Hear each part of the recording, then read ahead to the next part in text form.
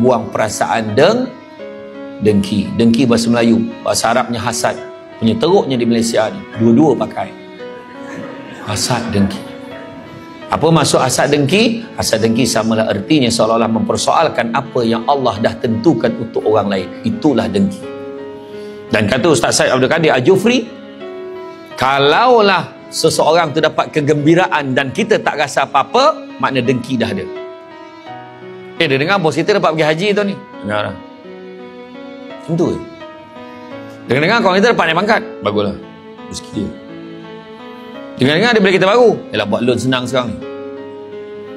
Dengar anak dia dapat semua peksa baru ni. Yalah, semalam kementerian umumkan ada 2,000 lebih. Anak dia salah seorang aku. Macam tu je. Tapi kalau dia dengar bos kita dapat pergi haji tu ni, tak apa kabel pakainya tu, confirm dengki. Dengar kawan kita dapat naik pangkat, tak apa dijilatnya bos tu, confirm dengki. Dengar dia beli kereta baru, tak ada dicuri duit deposit tu, confirm dengki. Dengar anak dia dapat semua peksa baru ni, macam lah anak dia seorang pandai, confirm dengki. Dia sepatutnya dia happy sama-sama.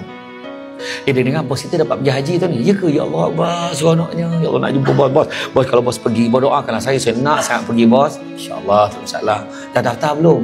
Belum. Macam mana nak pergi? Kau belum daftar. Siapa yang baru daftar hari ni, insyaAllah kalau tak ada apa-apa arah melintang, boleh pergi pada tahun 2150. 3 kali mati hidup tak boleh pergi tu. Mati hidup, belum. Mati balik 3 kali.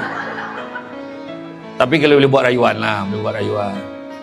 Dengar kawan kita dapat naik pangkat. Ya ke? Ya Allah, apa hal boleh minta tolong dia? Dengar kawan kita dah beli kereta baru. Ya ke? Dia dah lah rajin tumpang kau orang naik kereta dia, weh. Boleh kita tumpang naik kereta dia pergi kerja, time isi minyak buat tidur.